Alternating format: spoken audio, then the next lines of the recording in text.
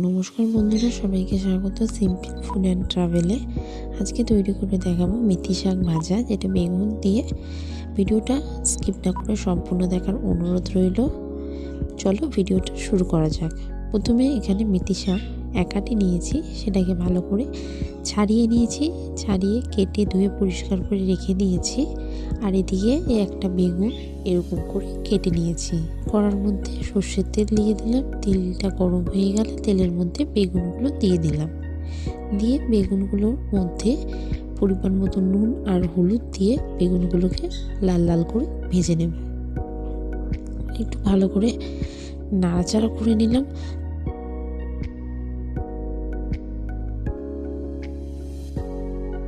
যারা চ্যানেলে নতুন ভিডিও দেখছেন অবশ্যই চ্যানেলটি সাবস্ক্রাইব করে দেবেন। ভালো করে বেগুনটাকে লাল লাল করে ভেজে নেব। একটু নাড়াচাড়া করে নিচ্ছি।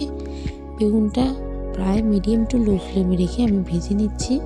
প্রায় 5 থেকে 6 মিনিট বেগুনটাকে ভালো করে ভেজে নিয়েছি, যতক্ষণ না পর্যন্ত নরম হচ্ছে। খুব বেশি নরম হওয়ার প্রয়োজন নেই, হালকা একটু নরম হলে আর লাল লাল হলে এটাকে নামিয়ে রেখে দেব।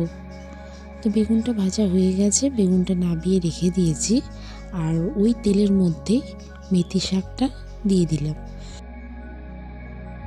মেথি শাক দিয়ে এর মধ্যে পরিমাণ মতো নুন আর হলুদ দিয়ে শাকটাকে ভালো করে নাড়াচাড়া করে নেব। শাকটা ভালো করে নাড়াচাড়া করে নিচ্ছি। শাকটা অনেকটা পরিমাণে নরম হয়ে গেছে।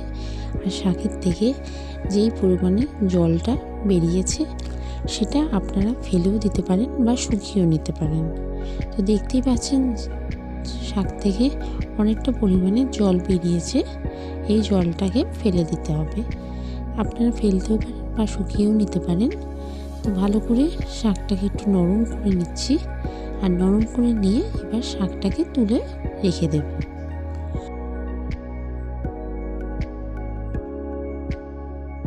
শাকটা ভালো করে নরম হয়ে গেছে। এবার শাকটাকে একটা পাত্রের মধ্যে তুলে রেখে দিচ্ছি। আপনারা যারা চ্যানেলে নতুন ভিডিও দেখছেন অবশ্যই চ্যানেলটি সাবস্ক্রাইব করে দেবেন। শাকটা পুরো নরম হয়ে গেছে। এবার শাকটাকে তুলে রেখে দিচ্ছি। আর সেই কড়াইতেই পরিমাণ মতন সর্ষের তেল দিয়ে দিলাম। তেলটা গরম হয়ে গেলে তেলের মধ্যে শাকটা দিয়ে দিলাম। মেথি শাকটা দিয়ে ভালো করে এবার ভেজে নেব।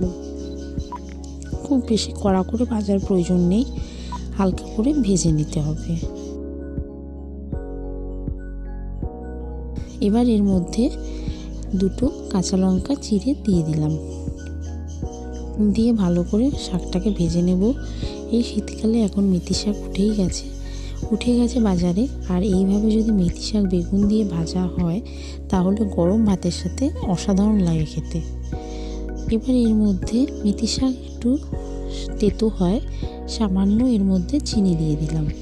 যে কোনো শাক রান্না করলে চিনি দিলে খুব বেশি ভালো লাগে খেতে। তো সামান্য পরিমাণে চিনি দিয়ে আবারও শাকটাকে ভালো করে ভেজে নিচ্ছি। 2 মিনিট ভাজার পরে এর মধ্যে পরিমাণ মতন সামান্য নুন দিয়ে দিলাম।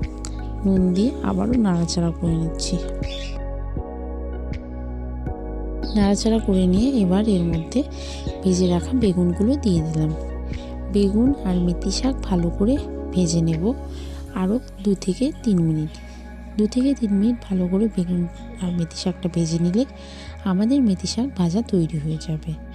এখানে শাকগুলোকে একটু খুন্তির সাহায্যে একটু নাড়াচাড়া করে দিলে শাকগুলো একে অপরের সাথে লেগে থাকবে না। চ্যানেলটি সাবস্ক্রাইব করেছেন তাদেরকে অসংখ্য ধন্যবাদ। এখানে মেথি শাকটা খুব সুন্দরভাবে ভাজা হয়ে গেছে। এবার তুলে রেখে দেব। এখানে মেথি শাক ভাজা পুরো তৈরি হয়ে গেছে। আপনাদের ভিডিওটা কেমন লাগলো অবশ্যই জানাবেন। ভালো লাগলে লাইক, শেয়ার, কমেন্ট করবেন। চ্যানেলটা সাবস্ক্রাইব করে দেবেন। পাশে থাকা বেল আইকনও ক্লিক করে দেবেন, যাতে সবার আগে আপনার কাছে নিত্য নতুন ভিডিও নোটিফিকেশান গিয়ে পৌঁছায়।